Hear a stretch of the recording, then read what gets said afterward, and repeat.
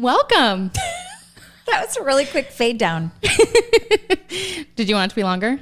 No, not at all. Oh, okay. It was just an aggressive keyboard move that you made. Sorry. Like you knew what you were doing. Oh. Like you've done it a lot. I don't. I don't know what I'm doing at It all. either looked like you knew exactly what you were doing or that you've never touched a soundboard before. It's more like that. Okay. I think I've touched it like once maybe, ever.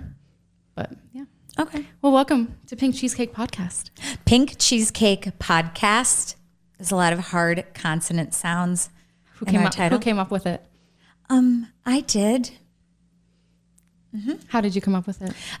Well, we were trying to decide and we just started spitballing names. And I started saying things that I like. And pink. And then cheesecake came out right after pink. And then we didn't have to do it very long. No, I think you spitballed like 5 words. And then it just landed. Yeah. Something about a pine tree or something was in there though. You said something. You were like, Pine you're like tree? pine tree. Pink pine tree. Oh, that's so cute. That would have worked. Then it would have, told our demographic, our locale, What's our- our location. What's our demographic? Oh, not our People demographic. who live in the woods? I meant where we live. Oh, our history, our lineage. Oh my. Our ancestors laid their heads to rest Yeah. Yeah. near Fort Snelling. I don't know. Okay. Let's not digress so early. This is our first podcast It is. ever. Yeah. Yeah. This is Madison. And I'm Stacy Lee. Madison is my daughter. Who am I? Well, you're my mother. I'm Madison's birth mother and life giver and raiser. And why are we doing this podcast? For fun. Straight for fun. Yeah. Not for profit. No. Is there another choice besides doing it for fun? I'm sure people have other. Well, I think a lot of it is like people are like experts in something maybe, or they feel like, oh, hey, we have this to share. Which that's why I love to listen to podcasts, is because people love to share things and I like to learn things. Maybe not so much with this podcast. It might just be fluff. I don't think we have a lot. But we have like thoughts and stuff that we like to share with people though, for sure. We have lots of thoughts. We do have lots of thoughts and we do like to use our mouths. A lot. We have a lot of words. We have a lot of words. We have a lot of words. Inside of us. Yeah, that's for sure. Right? No. So the reason we're doing this podcast is for fun and to get those words, as a good friend of mine said, out in front of us. Oh, that is good. Yeah, because they get trapped, right? We have to get those words out in front of us. I think I had a friend say that once. I can talk a lot.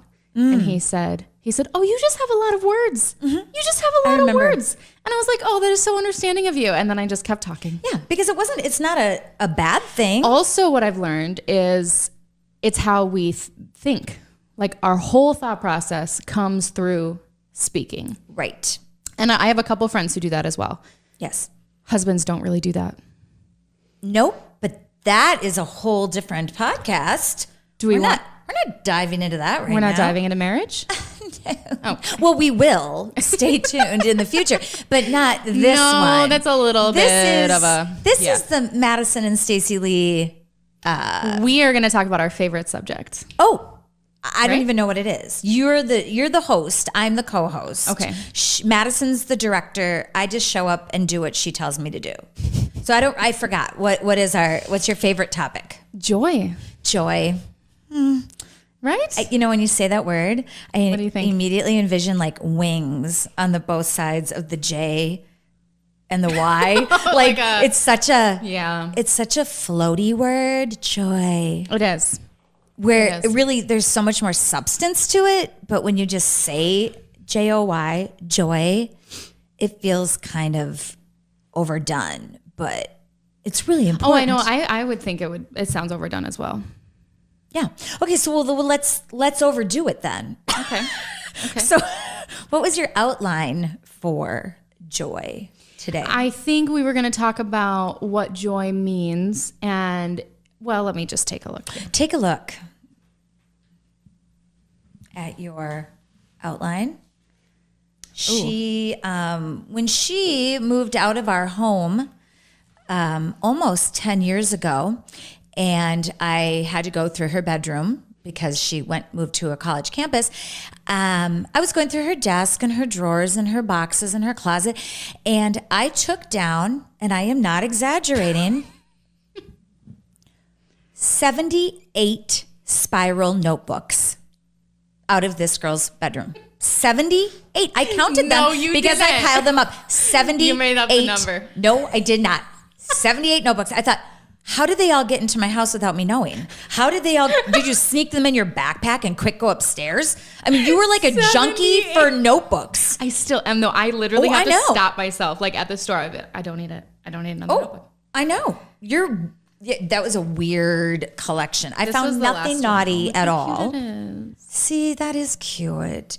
But 78 was a lot. A lot of like one-time. And there were only like 4 to 10 pieces used in each of these notebooks. It wasn't like they were full. You can't have one notebook for multiple. She had to start things. All of these notebooks. Yeah. Okay. So let's go, because we are on a time frame, because your time is valuable. So is ours. Okay, go. So mainly, the first question I had to you was, do you find joy every day? Do I find joy every day? Yeah. Absolutely, positively. Yeah. Yes. But I think the other question is why? Like why do you feel that it's important to find joy every day, or does it come naturally to find joy every day, or and yeah, let's just start there. What do you think it's important to find joy? I don't like that. I don't like that question. Okay. I'm going to pick on her questions a lot. She knows this. Important. I don't like that. Because joy comes naturally to me. For some reason, I was just built with some joy, built into like in me, your personality, in my personality. So I don't feel like I have to seek it. I'm usually able to recognize it very clearly, even on the bad, dark days. I will find a glimmer of joy. I don't think there's a day that What does it look like to you then? What kind of thing? Oh, well, that again, it's so broad. Joy. I know, like just a day. Like, well, pick 5 days and pick something that brought you joy each of those days. Okay. Okay. Well, I really like when my kitchen counters are clean. That brings you joy. Oh, like when you go in your kitchen, joy. you're like, oh. If I can wipe down my white kitchen countertops and get a lot of clutter, and then the sunlight hits the countertop right, that brings me joy. Okay.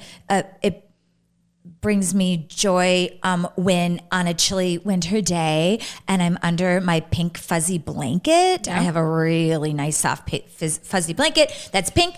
I will just sit in joy, just sitting there under the blanket. Okay. What was that? I don't know. Interesting. Okay. 3, joy. When my children talk to me, that seems, again, very broad, but I get immense joy just being in the same room with one of my kids. I know that sounds really silly. I'm not really lying. Yeah. I also don't have a 3-year-old anymore. That's another podcast. I know. Over 20-year-olds, so I'm always filled with joy when any of my kids are in the same room with me. Okay. What number are we on? I think we're on 4. Okay. Joy when I have a fun conversation with anyone. And that can be verbally, it could be on Instagram, could be on Facebook, could be texting, any kind of personal interaction. That's positive, obviously. That brings me a lot of joy because I'm an extrovert. And then joy when I move my body, when I do yoga or dance or walk or exercise or stretch or move in the way that I like to move. Okay.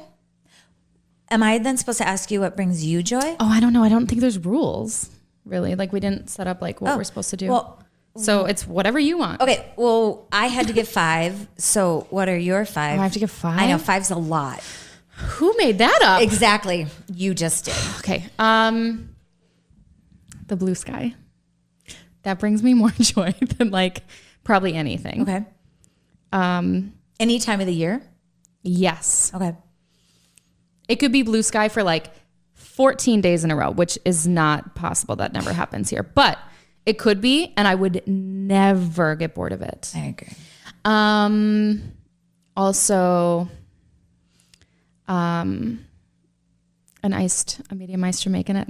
Okay. With cream and vanilla at Mocha. Okay. That brings me a lot of joy. Like things, conversations for sure, like connections with people. Like even if it's like a very small connection, like a short connection or like any sort of connection with somebody. Joy.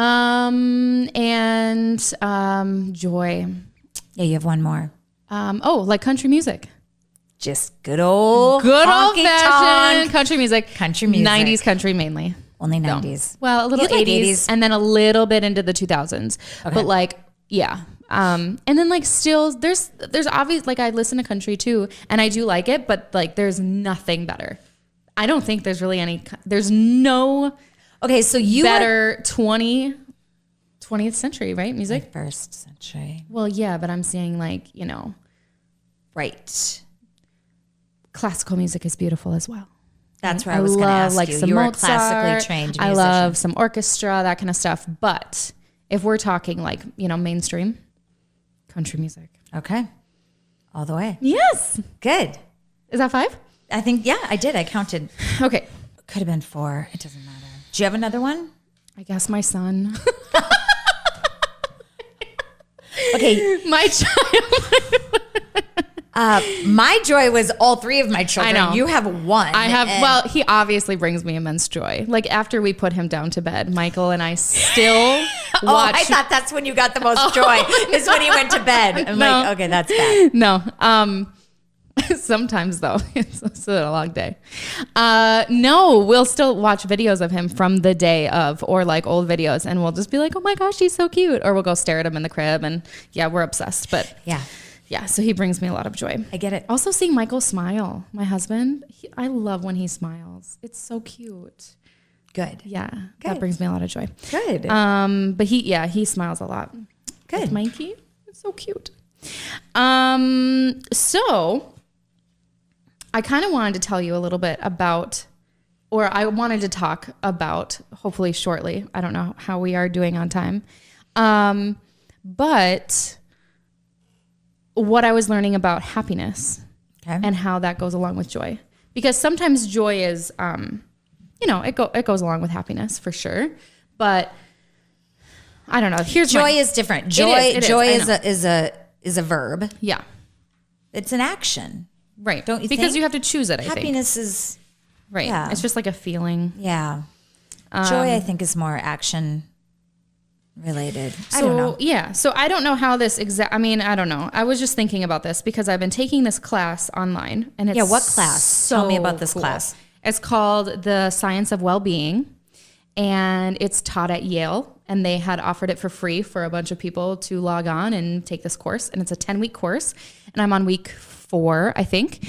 And it is so fascinating about, just happiness, but also how our minds,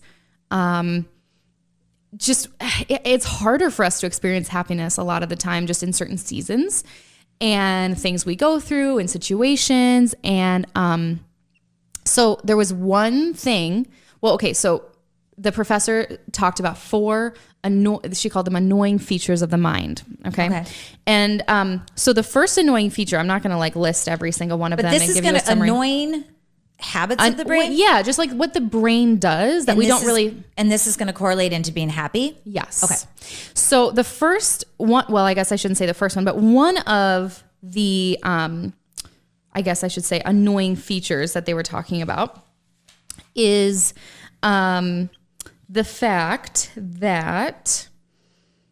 where is it? Are you annoyed? No, I feel very bad for the listeners. Is my empathy is getting heavy. I'm taking on a lot of people right now that they're waiting to know what this brain feature situation is. Yeah. So have you found it? I did. Perfect. Go. Number 3, our minds are built to get used to stuff. Isn't that funny? Because built to what? Get used to stuff. Get used to stuff? Our minds are just built to get used to stuff. Oh, we like habits. Is that what it means? I think so. To things like we get used to the temperature outside, or used to our couch, or used to our pillow. Yes, relationships, situations, jobs. We just get used to things. We just do. Okay. We adapt. Yeah, we adapt. That's the word I like better. Yeah, but that's just what she was saying. Okay. So then she started talking about something called hedonic adaptation. Okay. Hedonic? Yes. Okay. Please do not ask me to. I'm not going to. Define. I'm just happy that we both pronounced it correctly. But it's really interesting. So hedonic adaptation is the process of becoming accustomed to a positive or negative stimulus, right? Okay. But adapting. We just adapt to it, so then our emotions kind of subside. So emotions take a back seat to this adaptation? Right. So like for instance, okay, when you got married. Yes. Right? Or when you started dating. Yes. You were so excited. Yes. Every single time that you saw. Yes. Tom. Your dad. I know. Tom Holm, though. Isn't that funny? Tom Holm. You couldn't wait to see Tom Holm. Every time you saw Tom Holm, you were like, oh my gosh, I'm so excited. Yes. Okay. But then after like 2 or 3 years of marriage, you're like, hey, Tom. Tom Holmes. Stop it. That's not true.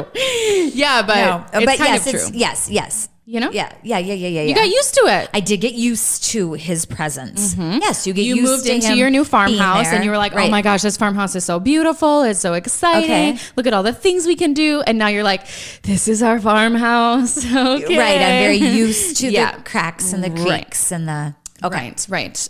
New jobs. So how does that... So then what is that you said? So basically, these are kind of... not super great, right? Like it's hard to find joy when our minds are just constantly like going, hey, here it is. Okay. And then we get like a minute of joy in a way, right? Or a season of joy. But how do we combat that? How do we like get rid of that, like being used to it? How do we find joy in that? Okay, those guess moments? what? My brain doesn't work that way. I don't think that's true for me. Because there is not, I agree. I agree with what you're saying. But not everybody is like you. So that's why we're going to talk about it. There's not been a single time in 15 years that we've been at this farmhouse that I have gone up or down our flight of stairs to the upstairs bedrooms. And we're talking a 130-year-old farmhouse. So our stairs are steep and the risers are narrow and it's a challenge. Yeah. Every single time I go up and down those stairs, I am thankful. Yeah. I am thankful. And and being thankful is a bit of a joy for me. Oh yeah. That's one of them. Okay. Being grateful. So honestly, in 15 years, I don't think I've ever gotten used to those stairs or taken them for granted. I've been thankful that I have an upstairs because a lot of people don't have an upstairs. A lot of people are stuck in a little tiny apartment or don't have a house as cool as mine because it's so old and what? Right. Well, yes. You have stairs, I know. No, it's true. So. Okay. This is kind of why I want to talk to you about it, because I feel like all of these strategies that we were talking about in the class come so naturally to you, and then a little bit to me too. But one of them a lot is just gratefulness. Yeah. But yeah. So anyway, I wanted to talk about them because they're so fascinating, and I have lots of words, and I just want to get them out and share them because they're really cool. Good. You're getting all the words out in front of you. Yeah. So the first set of strategies to get over this hedonic adaptation, because we have to get over it. Well, it's okay. I'm just asking. I mean, yeah. Okay. I don't want to live my whole life just getting used to stuff over and over and over again. And then every day just being like, oh, I'm just used to my brand new car that I once loved. Like, got it. You know, like I still want to find joy in the new car. So how you do that is you practice the gratefulness, right? Yeah, because I honestly... You're acting like you have no trouble in the world doing any of this stuff. I don't have this problem at all. I not used to my front porch. My front porch is that's good. Kind of like. So then here's a list. Quick. Savoring, right? Yeah. You savor that front porch then. I do lot of the time. All the time. You savor your clean counters. I do.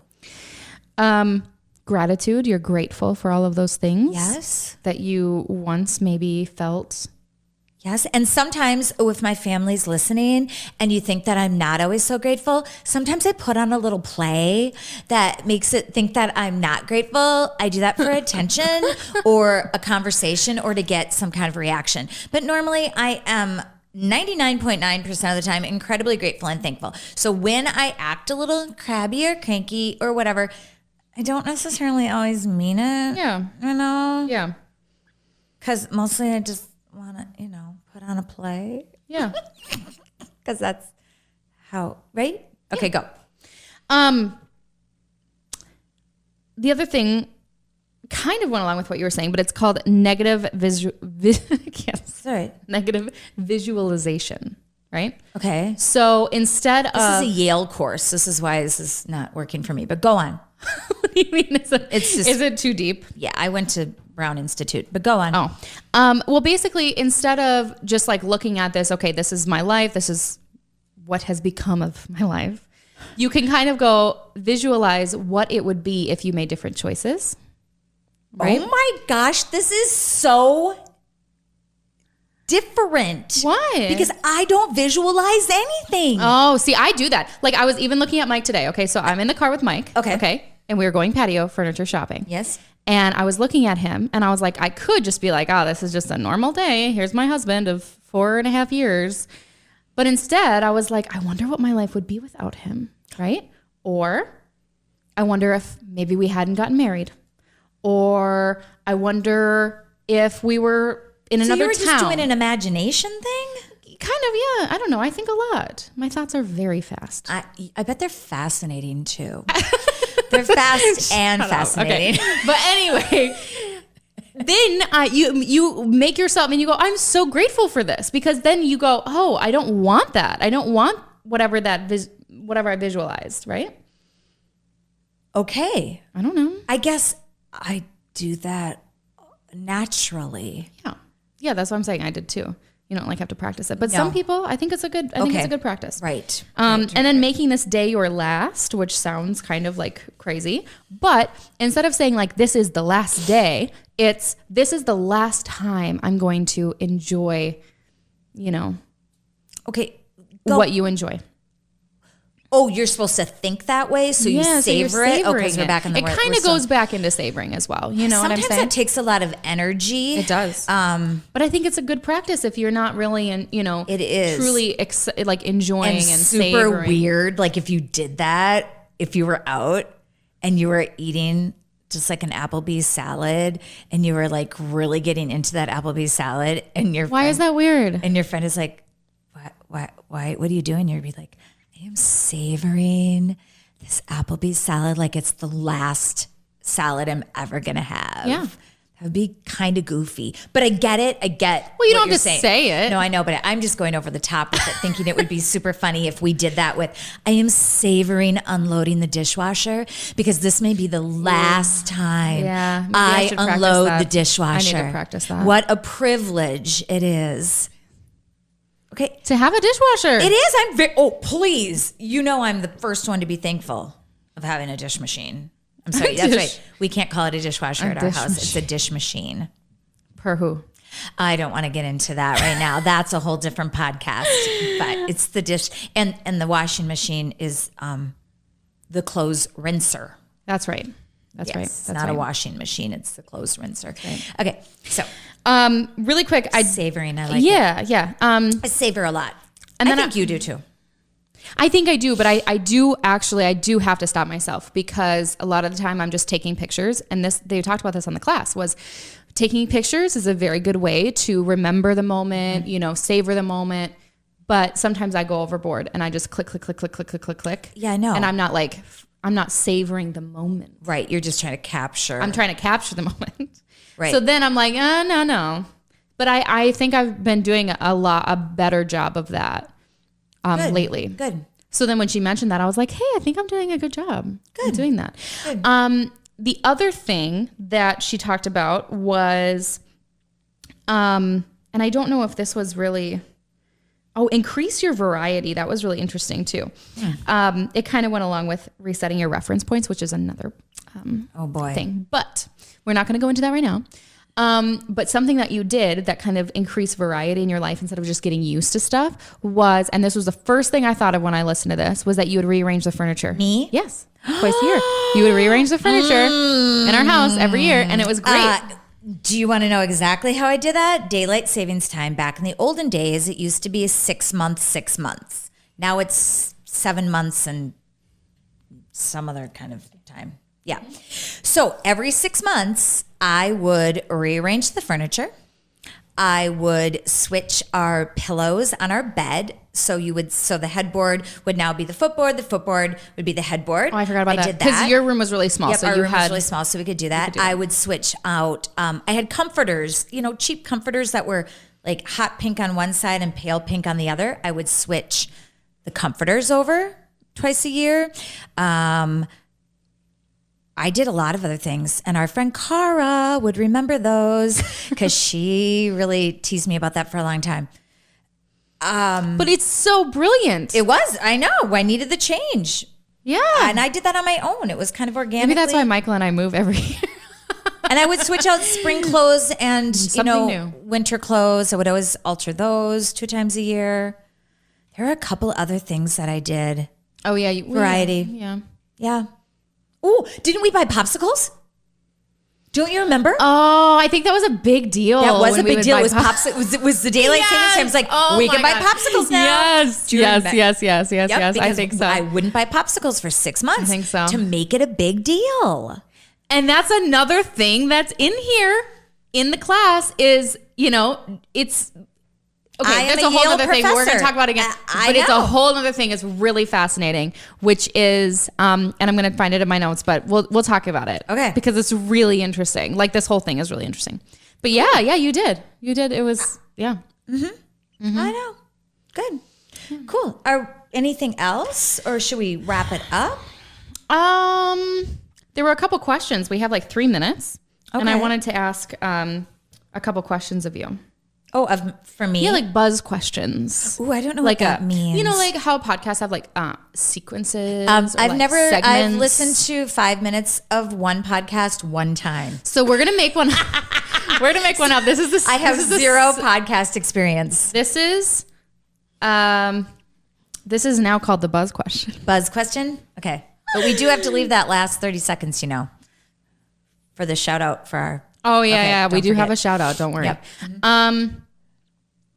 Quick, buzz it up. What's your favorite TV show? Oh, my favorite TV show? Yes. Right now or in the past? No, all the one that if you had to watch one TV show over and over and over Madison, again, you know what it is. You know what it is. You know what it is. It's like a buzz. It's a pop quiz. Do you know my answer? Well, I don't know. I think I do, but well, then answer it for me because right now I'm not in my brain. Nope, no idea. You really don't know? Nope. Just tell me what my answer is. It's Friends. Friends is my favorite TV show of all time. I don't know. It's mine. I'm also in menopause, so some things don't always stay. Switch. Okay.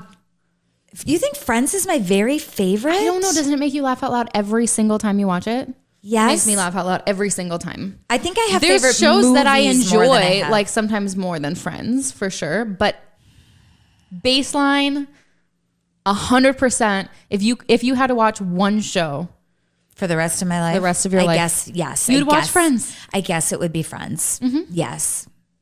Do you have any guilty pleasures? Maybe that goes along with I don't watching feel guilt ever. Okay, but like some sort of something where you're like, oh, maybe I shouldn't be. I have a problem because I never feel guilt. I don't know what that means. I don't. I just think any pleasure is good pleasure. So I don't ever feel guilty. I'm not kidding. Guilty. I don't. I know. I don't really have any. I can't really think of I'm one. like, I don't get that. No. I also don't regret anything. I don't regret anything either. Mm-mm. I was telling Mike, I said, I do what I want. Right. Why? If I were to regret it, why would I do it? Right. I have the forced thought. Yeah, I do. To know it's gonna do what I want. Yeah. Mm-hmm. What kind of music do you like? Or your favorite music? I like a lot of different kinds of music. I love how these questions are so vague. So stupid. I like a lot of different kinds of music, but I can tell you music I hate. Okay. Since we'll go negative in the Joy podcast, I really hate reggae music. Send me all the emails. That's funny. Hate it. Okay. But but I like all kinds of music. Sometimes I don't really like a lot of shallow poppy music. Okay. Kind of bugs me. Okay. A lot of top 40 isn't that great. Do you have any irrational fears? Oh, so many irrational fears. Okay. List them. Oh, well, airplanes don't belong in the sky. That defies gravity, and I believe in gravity because I can feel, see, touch, experience gravity all the time. So don't like a tin thing, miles in the sky. I have a fear of scuba diving. Also, again, I don't think God ever wanted us up above the planet or deep below. Right. He made the oxygen and chemicals perfect right here on the earth. Yep. So that's an irrational fear. I don't know. Was there like some sort of something that had to do with your like glasses or something like that? I have some OCD. Is it an OCD? Oh, yeah. Or is it a fear? I think it's a fear. I think it's a fear. I have a fear. Ooh, Madison, I'm not. Are you like cringing? Yes, because I don't know if I can say it out loud. Why? It's so embarrassing. You can do it. It's really embarrassing. Okay, well, I need to think of mine because I have an embarrassing one too. I have such a fear of glass breaking in my mouth. Like, you think that's funny? Like, I'm going to take, like, I don't like to use glass. No, I have mine. I don't drink out of glass. I really only can drink out of plastic, almost like toddler tumblers. That's literally all we grew up with was toddler tumblers. I didn't have glass. And then I remember, I think it was like I went to a friend's house or grandparents' house, and I was like, "Oh, what are these? Like, why would you drink out of these? These look like they could break." Exactly, because I also like as a child, I was like, "Why?" I also had the forethought to know glass didn't belong in a house with 3 small children. Yeah, very true. Right? So I prevented accidents. Anyway, I have a very big fear that the glass is going to hit my tooth, and either my tooth is going to break or the glass is going to break, and then that is going to be a bad time. So wouldn't be a good time. Nope. I think I can drink out of mason jars though, because those are sturdy, heavy, thick glass. And the top of a mason jar is pretty thick. Sure. Okay. That's understandable. And I like the squatty size of a mason jar, so I can drink out of that. That's good. Yep. Hi, embarrassed and exposed. I feel so seen. Okay, what's yours? Well, feel understood. Oh, I will. Yeah. I will feel understood. Thanks. Yeah. Okay, go. What's yours? Irrational fear. Yeah. Go. The dead animals. On the walls. Like legit. I know, I raised you. They are going to come back to life. And if I look at one long enough, their eyes are going to move. They're marbles. And they will eat me. They're marbles. No, that's so gross. Okay, so when Madison was little, we couldn't go to museums. We couldn't go to any place up north that had taxidermy situation on the walls. I can't think about it. Bear skin or stuffed deer head. She cannot do it. And I didn't know that traveled all the way into your adulthood. I'm sorry. I definitely have overcome quite a bit. One time we went to an apartment building that had a pool, and at the bottom of the pool there was a big butterfly or something painted on the oh my god, I forgot about this. On the floor. Okay. Oh no. Or the bottom of the pool. Yeah, this is murals too. Murals. Yeah, murals. You don't like murals. And you refused to swim in that pool. I mean, you were like the perfect swimming age kid, and you were like, I'm like not going feeling in that it in my blood right now. Like, oh, I remember that. I forgot about that. One time I pretended to be really, really, really, really sick at one of the lodges. Do you remember that? We were at, I think it was like Breezy Point. Yeah. And literally the entire dining room, it was like you were in the woods with all of the creatures. You don't ever go into the woods with all of the creatures surrounding you and then eat dinner. You don't ever do that. Why would people want to sit underneath like geese and bear and deer and bobcats? Wait, and like, okay, you're loud. Okay, the geese. I feel very passionate about this. Yes, so they're like hanging, and like the dust on their wings because they've been sitting there for like, oh my god, I just can't. Oh, I can't. And yeah, everyone's like, okay, Madison, let's go to dinner. And I was like, no way am I going in there. My legs would literally start shaking. Poor thing. Like I could barely walk through the lodge. I like had to do this. That's how like I feel couldn't. getting on an airplane. Okay. Oh, that's exactly why I can't sucks. fly anywhere with Yeah. you. Yeah. That's okay. We'll make it one day. Someday. There's nowhere to go. This was great. I think we should wrap it up. I think so too. So our shout out goes out to the person that has been anticipating this very first. Also is our biggest supporter, I think. Biggest encourager. Biggest supporter. Supporter. Yeah. Positive words of Very love, encouragement. Affirmations, a lot of cheerleading, I think we've gotten from this particular person. I would say. Who's had our backs since we came up with this idea. Yeah. Since you came up with this idea. From the beginning. This person has been, I can't wait another day. Get in that studio. Get that podcast recorded. Yeah. So our hearts are really dedicated to him today. And he is, Really? Who is he? My dearest brother, Yeah. Mac. Yeah. Yeah. McLean, but he prefers Mac. And we just want to say, Mac, from our hearts To yours. to yours. Thank you for all the encouragement. Absolutely. The cheerleading. Absolutely. You spur the Pink Cheesecake podcast on. Without you, We are nothing. well, we wouldn't be here. No, that's for sure. Yeah. So Mac, Thank you. love you, bro. Son. And out. Yeah. Thank you. Thank you. To Mac. Yeah. Click us out. I know. Oh, good.